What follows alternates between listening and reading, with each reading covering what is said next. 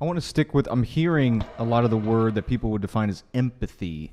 So I'd love to stick with that. If you have a specific definition, and then how do you teach your coaching staff to then develop that empathy? Because you've traveled around a lot as a coach, and I'm not sure of your other coaches' experience, but definitely the interns don't have that ability to necessarily empathize with the athletes. It's probably more sets and reps in their mind. So how do you deliver this message to the coaching staff to then deliver your message to your team? Well, when you talk about empathy, I think this goes into a bigger conversation for me that I've actually been having quite a bit, and I think it's about perspective. It's about being able to understand a perspective of another person. For us, we're like our players call us the in-betweeners, which I always think is funny because they're like, yeah, well, you're not like y'all aren't like coaches, because you don't like tell us who's going to play and who's not going to play, but you're also like not like our boys because you got to coach us. So you guys are kind of like the tweeners. Well, I think it's really important that we maintain that because I think that's what brings value to the relationship that you have with them. We don't dictate playing time. And they know that our motivation is we need to prepare everybody. And to me, I'm like, I just want the best players on the field. That's all I care about. Give us the best chance to win. One of my players said to me the other day, he was joking and he just kind of goes off because he's like, you guys really don't care what a guy looks like or where he comes from or where he's been or what his background is. You know what you guys care about? You care about sweat equity. Like that's it. You just care about the fact if guys are willing to work and pay a price for what they're going to get. That's really all you guys care about. And I mean, isn't he that what said it. everybody should care about? Well, I agree. I, That's what I think. yeah. Um, and he said it kind of jokingly because he's like, sometimes I don't even think you guys care about how good a player is. I really just think you care about the sweat equity in a guy, like his ability to work and earn what he gets. And that's how you treat us. And I thought that was a pretty good compliment. And so that in between land between players and coaches, you're always trying to talk to coaches and give them perspective.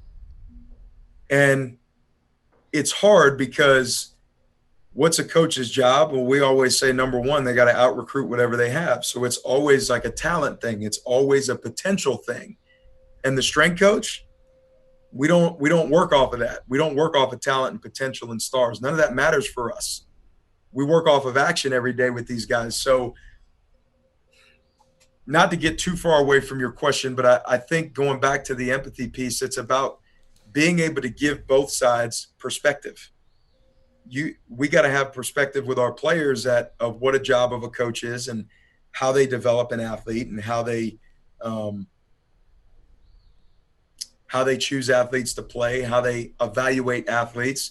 And from a coach's perspective, we got to make sure that they understand what makes the guy tick, what makes him go, how he works. We got to make sure they understand his character.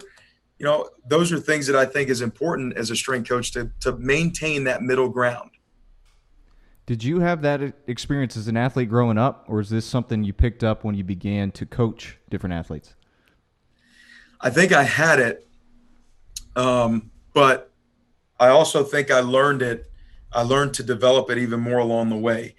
Um, my experience working for Scott Cochran was probably I was exposed to that the most. The relationship that he had with the guys was unbelievable, and how he could manage coaches and kind of walk that middle ground. He's a guy that I leaned on quite a bit when I became a head guy with some of this stuff. And I often tell the staff too, like the advice that I got from Scott was not a bunch of X's and O's. It had a lot to do with managing people. So I think that helped. And then you leave there and you go to Sanford and you work for Pat Sullivan, who, if you guys know anything about Pat Sullivan, I've never heard a bad story about him. It's always, everywhere I've gone, it's people have like a Pat Sullivan story of what he's done to serve people. And then that takes it to a whole new level where his whole thing is about the value of relationships. And so I always keep, I'll show you guys this. I got this, Pat passed away in January, but I always keep this at my desk. He couldn't, Pat couldn't travel to games and coach on the field my last year with him because he had so many health issues. So that last season, he gave me this, and he wrote, we played Auburn to finish, and he wrote on here, Ryan, remember that relationships last a lifetime, and I always will treasure ours. And it's a reminder to me about what we do and why we do it. And the ultimate measure of success for us does not come in wins and losses. We're always going to be measured off of that, and you got to win to be able to keep the job. But the ultimate measure of success comes in the relationships you build. And I tell young strength coaches this all the time. You're not really going to find out how successful you are or how effective you are until you get 7 to 10 years down the road and you start getting some of those stories to come back. When players call you after they had their first child, well, that's a success. You know that everything you did to that guy, he carried those things with him.